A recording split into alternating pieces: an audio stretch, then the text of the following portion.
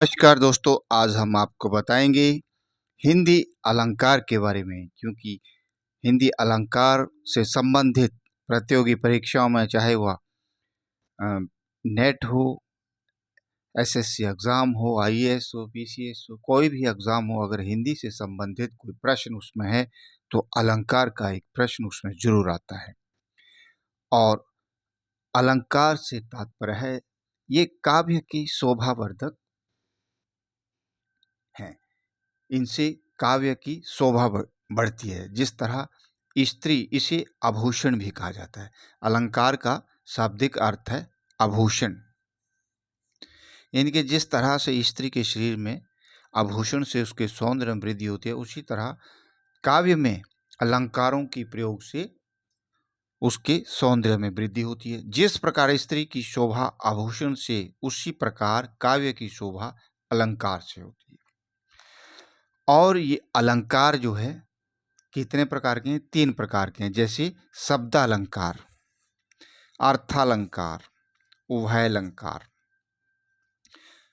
अब पहला जो हम अलंकार आपके सामने लेकर आए हैं, अनुप्रास अलंकार, शब्दालंकार का है।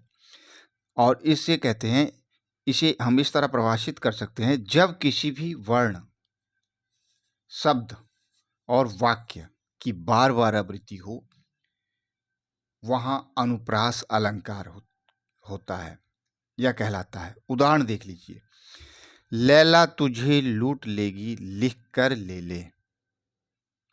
अब इसमें आप देख सकते हैं, एक ही शब्द की बार बार आवृत्ति हुई है, एक ही वर्ण की।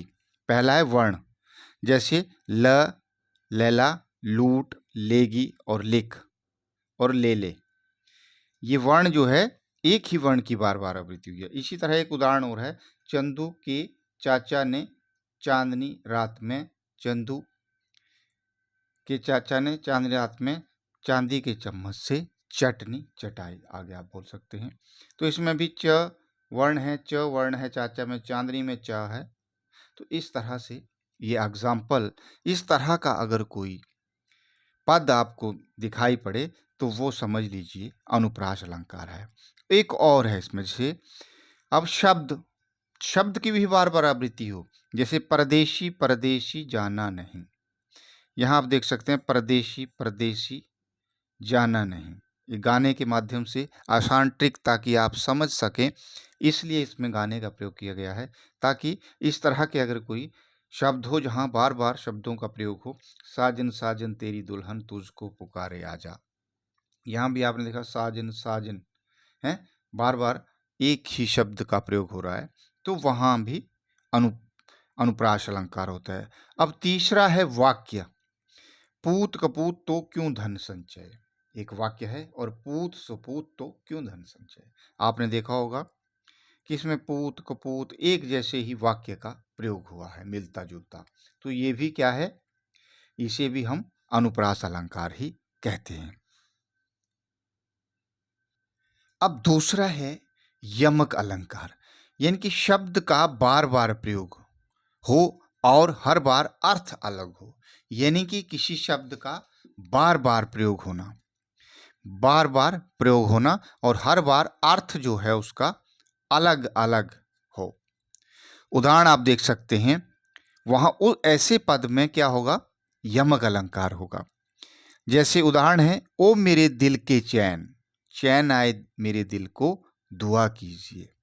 यहां जो है, ओ मेरे दिल के चैन, मेरे दिल के चैन मतलब किसी भी अपने प्रिय के लिए ये शब्द बोले गए हैं। तो यहाँ चैन जो है शांति का प्रतीक है, आनंद का।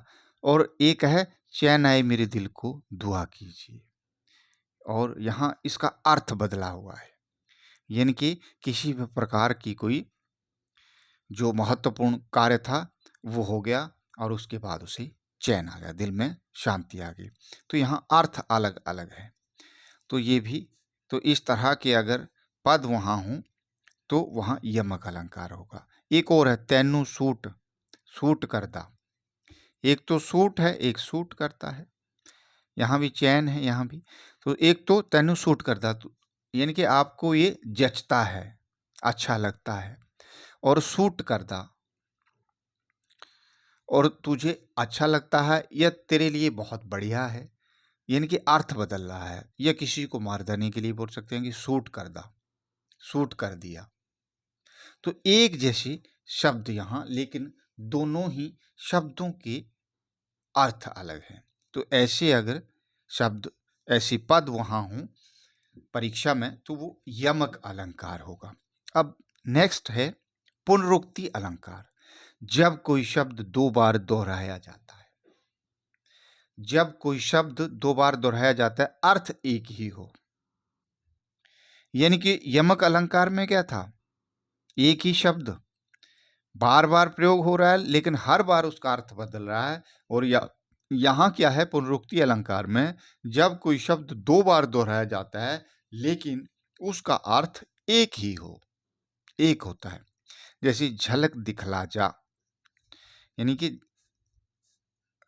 चेहरा दिखा जा, झलक दिखला जा, एक बार आजा आजा, यानी कि वो आने का भी और झलक दिखाने का भी अर्थ एक ही है, आजा आजा। तो इसी तरह एक और एग्जाम्पल है, दिलवर दिलवर चढ़ा जो मुझ पे सरूर है, असर तेरा ये जरूर है। यहाँ भी दिलवर जो है प्रिया के लिए, चढ़ा जो मुझको सरूर है, असर जो तेरा जरूर है। यानी कि ये भी प्रेमी प्रेमिका के माध्यम से एक दूसरे की एक जैसी ही अर्थ का बोध हो रहा है इन पदों से, इन वाक्यों से। जैसे तेरी नजर का कसूर है दिलबर दिलबर, यहाँ एक जैसे ही अर्थ इस पद से अभिहित हो रहा है। तो वहां अगर इस तरह के पद होंगे तो वो पुनरुक्ति अलंकार होगा। यानी कि यमक अलंकार में क्या था, वहां बार बार और हर बार अर्थ जो है वो प्रयोग चेंज हो जाता था, लेकिन इसमें दो बार अगर दोहराया जाता था, लेकिन उसका अर्थ जो है पुनरुक्ति में एक ही होता था। अब नेक्स्ट है विप्सा अलंकार, यानी कि भाव व्यक्त शब्दों को, यानी कि विप्सा अलंकार में अपने हृदय के भाव जहां व्यक्त हों, जैसे ओ वो तो मैच, वो हुर्रा वो तो मैच जीत गए, वाह क्या बात है, कितना सुंदर है, छी कितना गंदा है। इस तरह के भाव हमारे मन में जब पैदा होते हैं, इस तरह की अगर कोई पद आपको वहां मिले तो वहां विवक्षा अलंकार होगा। जैसे हा हा इन्हें रोकने को टोक न लगाओ तुम, इन्हें रोकन को टोक न लगाओ, या इन्हें रोकने को टोक न लगाओ तुम। एक जैसा ही जो है हृदय का भाव जो है यहाँ व्यक्त हो रहा है, तो वहां क्या है, विवक्षा अलंकार है। अब नेक्स्ट है श्लेष अलंकार, यानी कि इसमें शब्द एक बार आता है लेकिन कई अर्थ निकलते हैं। श्लेष अलंकार में जो है एक बार आता है, लेकिन उसके जो अर्थ हैं वो कई निकलते हैं। और ऐसे में हम उदाहरण दे सकते हैं, मोहब्बत बरसा देना तू सावन आया है। यहाँ मोहब्बत बरसा देना ये भी प्रेमिका के लिए है, तू सावन आया, ये भी सावन और मोहब्बत बरसा देना में दोनों का जो अर्थ है वो कई अनेक निकलते हैं। यानी कि तो इस तरह से अगर इस तरह के पद आप वहाँ हो तो इस तरह के जो आसान ट्रिक के माध्यम से आप श्लेष अलंकार को समझ सकते हैं। मोहब्बत बरसा देना तू सावन आया है, यानी कि उसमें मोहब्बत बरसा देना तू सावन आया है, यानी कि वहाँ प्रेमिका के आने का और यहाँ प्रेमिका के द्वारा प्यार को बरसाने की बात है। यानी कि अर्थ जो है उसके अनेक निकलते हैं। अब इसी तरह वक्रोक्ति अलंकार, वक्रोक्ति अलंकार का मतलब है टेढ़ा कथन, टेढ़ी उक्ति। जैसे हम उदाहरण के लिए मोदी तो शेर है, यानी कि उसके अंदर शेर जैसी क्वालिटी है। उस तरह का अगर कोई गुण अगर किसी भी पद में इस तरह का कोई वक्रपन उस पद में हो तो हम वहां वक्रोक्ति अलंकार मानते हैं। ठीक है, ये बहुत ही सुंदर उदाहरण है। और अंत्यानुप्रास, तुक मिलती हो, जिस वाक्य में, जिस पद में तुक मिलता हो वहां अंत्यानुप्रास होता। उदाहरण के लिए, लगा दी किसने आकर आग, कहाँ था तू संशय के नाग।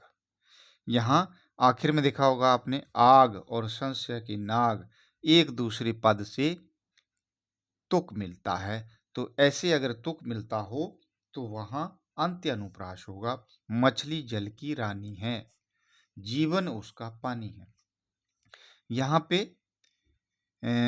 रानी और पानी